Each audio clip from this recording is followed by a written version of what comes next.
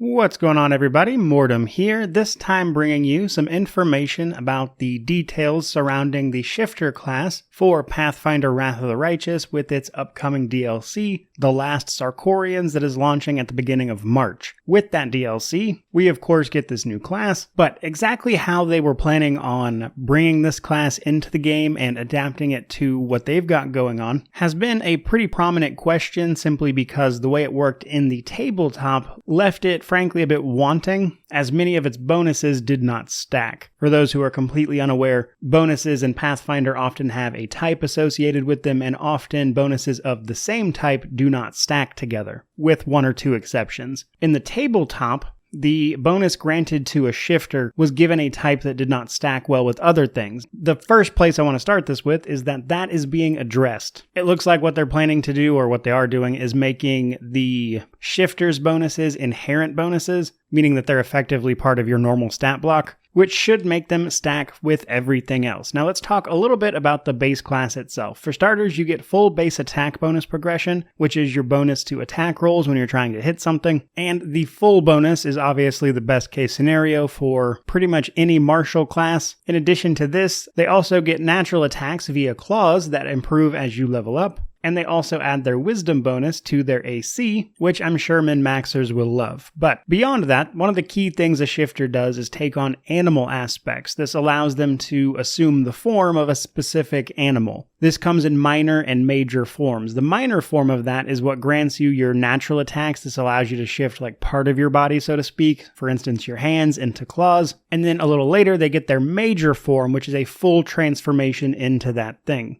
And this comes with a variety of forms to choose, but we'll get to that in just a second. At third level, shifters also get to ignore movement penalties caused by difficult terrain, which means they're very difficult to slow, as they are also immune to the entangled condition. And if that wasn't enough, they get a +2 bonus to AC against attacks of opportunity as well. And I'm curious whether or not that stacks with the River Kingdom's Daredevil background that also gives a +2 to that. But we'll have to see. Now, let's talk animal forms. So for starters, this can be relegated to two types: base class and archetype. Archetypes get some unique transformations, and then the base class gets a list to choose from. Now, they didn't list these out specifically, but they did provide a picture, so I'm mostly just guessing on one or two of these, and for the most part, it's what you'd expect, as it's mostly the animal companions that they've already got in game. But we see things like spider, smilodon, horse, bear, mammoth, boar, lizard, wolf, and then the last two I'm having a little trouble seeing, but it looks like a raptor and a badger, which is certainly pretty cool. But now let's talk archetypes. In addition to what they've revealed about the base class, they also revealed the upcoming archetypes for the class. And while I still definitely have questions about how all of this is going to work, and I'll likely include this in the DLC review itself, but we get a great first look at what these archetypes are doing, with the first one being the Child of the Manticore. This effectively turns you from a melee class into a ranged class, as the Manticore will grow spikes, which you can throw, performing a natural ranged attack. And just like your regular claw attacks, these will increase with your level, in addition to becoming better and better at overcoming damage reduction, though it doesn't specify the type. Then at 4th level, they can turn into an actual Manticore, giving us one of our unique forms, and this will grant you a speed bonus of 10 feet, the Scent ability, which is more or less True Sight if my memory serves, on top of 4 natural throwing ranged attacks. And then at 9th level, they gain immunity to ground-based effects and a +4 bonus on damage rolls with natural attacks, which is honestly pretty strong. I can see a lot of people playing this one, especially since it effectively turns you into a ranged character. This particular archetype fills a very particular niche with a class like this, mostly by turning it into ranged, but the damage bonus at level 9 is also pretty nice, especially when you're making multiple attacks per turn. Now for our second archetype, we get the Dragonblood Shifter. This one was basically a given. We're talking about a game where you can transform into dragons via all types of magic, so a lot of that is kind of already in the game. So I think pretty much everybody was expecting this one, and it does what you would expect. It will provide resistances and deal a type of damage based on the dragon type you choose. In addition to that part, whenever the Dragonblood Shifter prevents damages with either your resistance or the immunity provided by your draconic aspect, you'll actually heal hit points equal to the amount of damage prevented, which is pretty big depending on the fight you're in.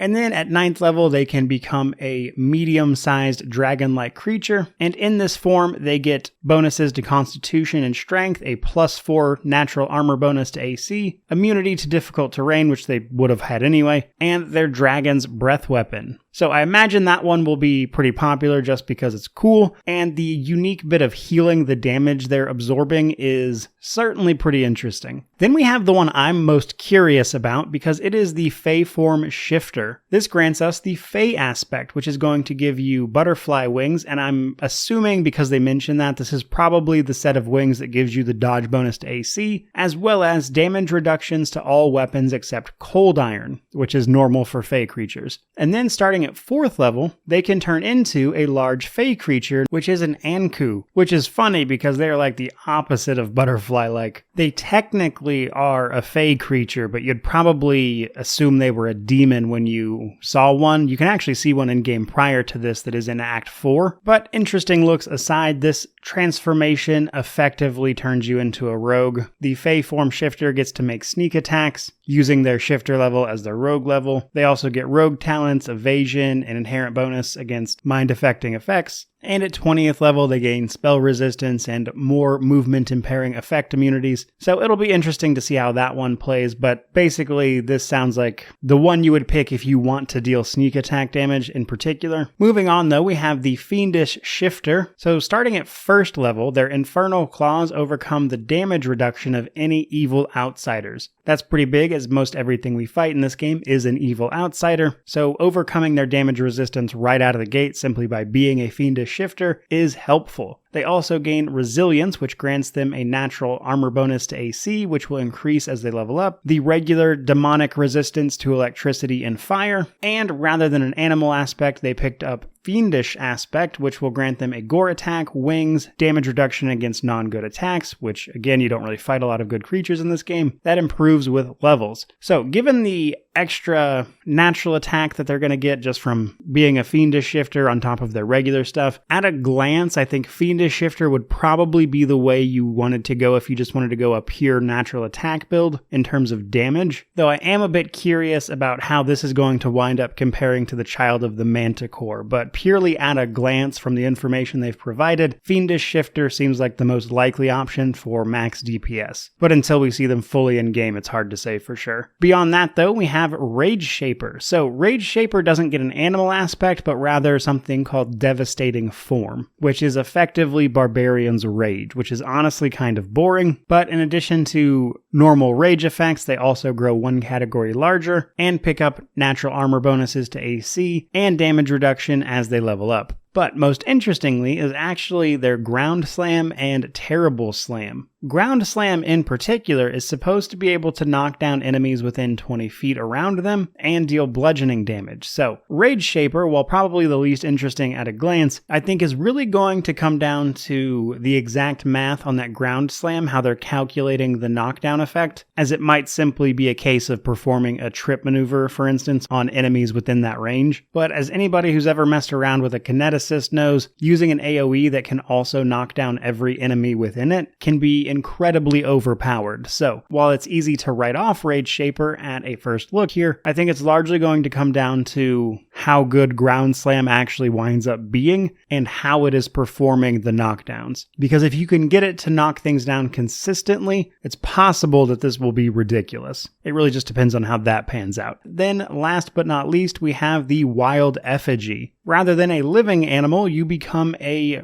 carved living rock version of an animal, which effectively makes you a tank. You get damage reduction against basically everything that stacks with your character level, which is a ridiculous amount of damage reduction. And then at 4th level, you start gaining fortitude, which is a % chance to just flat out ignore critical hits or sneak attack damage, up to a maximum of 75% at 15th level. So if something were to crit you, you would have a 75% chance of just not taking a crit instead. And at 6th 6th level, they can sacrifice some of the timed bonus for their minor forms. That is to say, their changes to their hands to make them claws and everything, which is usually done in minutes. They can sacrifice some of those minutes to turn their claws into adamantine, which will likely overcome most damage reduction, as there are not a lot of things that have damage reduction against adamantine in particular, but Wild Effigy is mostly a tank. That is pretty much all I've got for you guys today. A bit of a first look at some of the class details for the Shifter. Though I must say this is still kind of early and I still have a few questions that are unlikely to be answered until the DLC actually drops and I get to mess around with it and see exactly what stacks, what doesn't, what the patch for the DLC that is likely to drop with it will do, etc. But honestly, I'm really happy Owlcat actually posted this. This is a great glance at this class and offers a pretty in-depth look at something, especially if your decision making on buying this DLC comes down to whether or not you want the class or not. Makes it pretty nice to see them put all of these details about the class and its archetypes out there for someone like me to make a video about. But that is all I've got for you guys today. I certainly hope you enjoyed this first look at the Shifter class. If you did, like, comment, subscribe. We'll be going over it probably in even more detail when the actual DLC drops and we know that little bit more. But regardless of all that, truly, thank you so much for watching. I really do appreciate it. May you wander in wisdom and have an amazing day.